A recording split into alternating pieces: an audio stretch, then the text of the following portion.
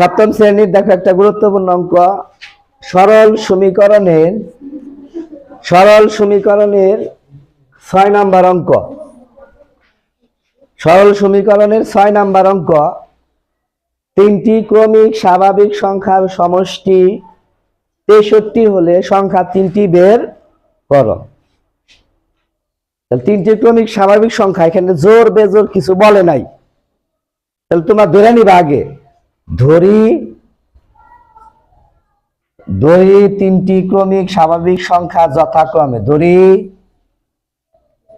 তিনটি ক্রমিক স্বাভাবিক সংখ্যা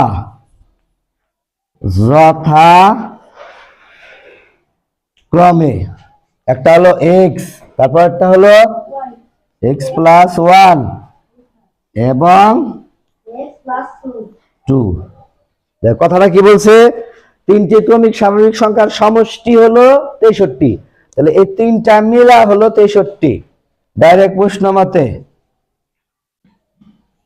কত? X plus 1 plus x plus 2 equal 63। সমাধান, এক্স কয়টা? 3টা,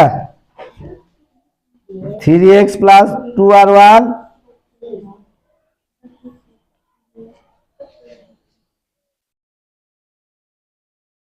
3x রাখলাম, 63 বিয়োগ 3, তাহলে কত হয়? 63 থেকে 3 বাদ দিলে 60। সমাধানে দুইটা পক্ষ থাকলে, গুণন থাকলে দুইটা পক্ষ থাকে, এই পাশে ভাগ দেওয়া লাগে, ঠিক আছে? তারপরে গুণন থাকলে ভাগ হয়, 3 গুণন আকার আছে, কি হবে বলো? ভাগ। 60 ভাগ 3, সুতরাং x ইকুয়াল 20। x 20 বেড়েছে মানে কি? প্রথম সংখ্যাটা আমার বের হয়ে গেছে, ঠিক আছে? x 20 বেড়েছে মানে কি? প্রথম ক্রমিক সংখ্যা বের হয়ে গেছে। আমার সংখ্যা কয়টা বের করতে বলছে? 3টা। তাহলে সুতরাং প্রথম ক্রমিক সংখ্যা 20, দ্বিতীয় ক্রমিক স্বাভাবিক লিখলে ভালো হয়, স্বাভাবিক সংখ্যা, এটা কত হবে? 20 যোগ 1, এটা হবে 21। তৃতীয় ক্রমিক স্বাভাবিক সংখ্যা, তাহলে কি লিখবো? 20 যোগ 2, তাহলে কত হবে? এটা 22।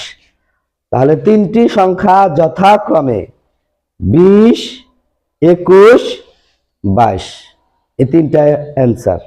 আসসালামু আলাইকুম।